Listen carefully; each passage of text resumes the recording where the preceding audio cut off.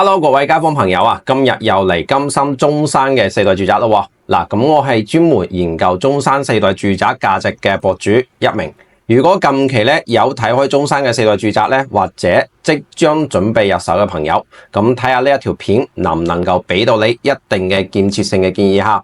咁喺節目開始之前咧，希望大家可以點下關注呢個賬號啊，咁俾下支持，俾下鳴仔啦。咁廢話唔多講啦吓，今日嘅主角咧就係東區嘅保利朗悅啦。咁亦都係目前咧東區在售嘅第一個四代住宅。咁呢個樓盤好定唔好咧？值唔值得去入手咧？今日咧都會同大家去講清楚嘅吓。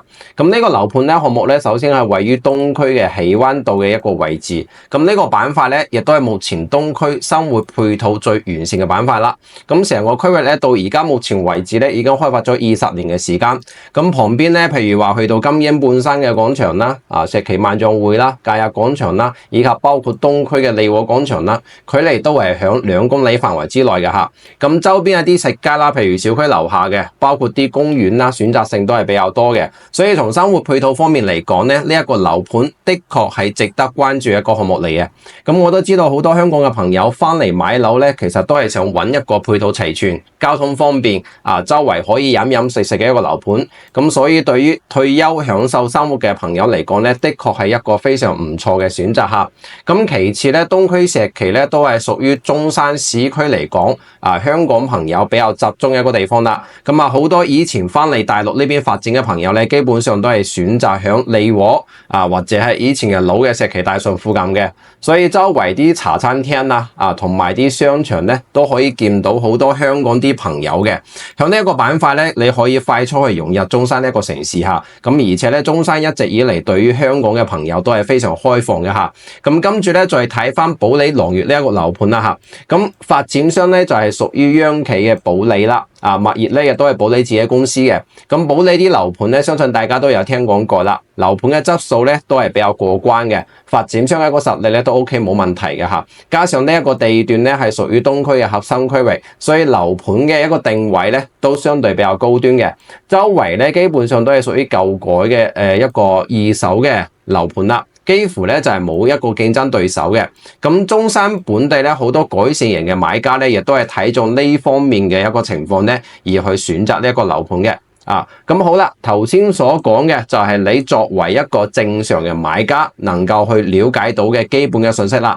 咁接下來咧就同大家講翻真正係有價值嘅內容啦。首先咧，我哋其實買樓咧唔單止係要睇佢一個居住屬性，我哋好多時候仲要睇咩啊？仲要睇佢一個金融屬性噶嘛。咁咩叫金融屬性咧？可能你會話係未來呢間屋嘅一個升跌。咁其實呢個概念咧係比較籠統嘅。我有一個詞嚟總結咧，就係咩咧？就係呢個樓盤嘅一個價值啦。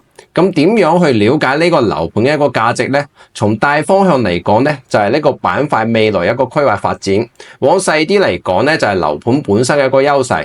好啦，咁我先從大方向嚟講，頭先同大家講咗啦，目前喜灣道呢個位置咧已經發展咗20年時間㗎啦，係咪？屬於老城區一個板塊。周圍啲土地資源咧，基本上就已經飽和嘅啦。未來咧，好難會有新嘅發展機遇嘅。咁能夠改變現狀嘅咧，就只能係舊改啦。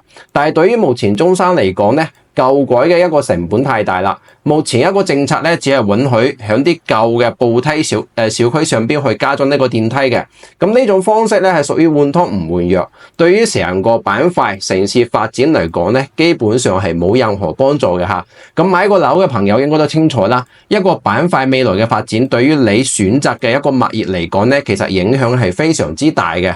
同樣嘅價格嘅兩個樓盤，所屬嘅區域唔同咧，未來發展都會唔同嘅。最終嘅樓盤嘅一個物業咧，價值都會產生好大一個變化。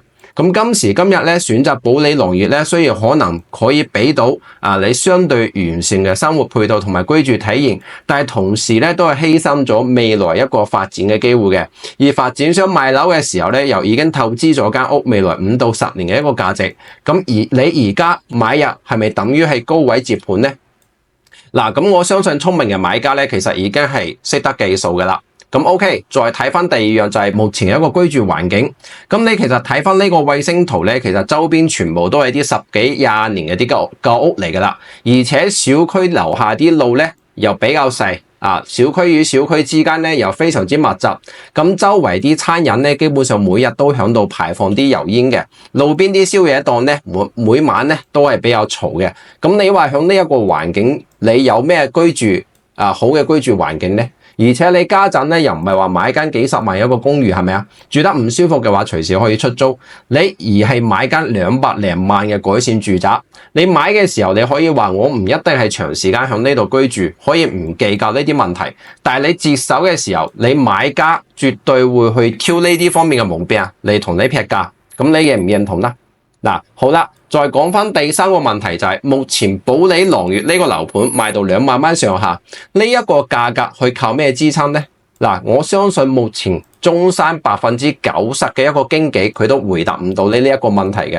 可能你自己都冇去諗過呢一個問題，咁我同你講啦，目前呢個項目嘅買家咧，60%都係來自於東區本身嘅呢部分人，而呢部分人基本上都係響啲周邊嘅企事業單位或者機關單位入邊翻工，收入相對比較高，而且工作非常之穩定。咁由於通勤個問題咧，呢部分人都會選擇響單位附近嘅樓盤，方便上落班。所以保利朗悅嘅價格係由呢一部分嘅特殊群體嘅買家嚟支撐嘅。聽起嚟幾好係咪啊？都係啲高質嘅買家。但係問題係東區而家目前已經係發展緊新城區㗎啦，發展緊旗杆新城嘅。未來城市嘅中心咧都會靠近地鐵口嘅旗杆新城嘅。咁現在呢啲機關單位嘅行政配套會唔會隨着城市嘅重心轉移而去搬遷呢？嗱，而家響呢啲單位入邊翻工嘅呢一批人，又會唔會隨着工作調動而去新區居住呢？嗱，咁呢個問題咧就需要大家冷靜去思考啦嚇。咁我係專門研究中山4代住宅價值嘅博主一名。如果我嘅觀點能夠幫到你嘅，記得點下關注。需要分析中山樓盤價值嘅，記得揾阿明仔啦。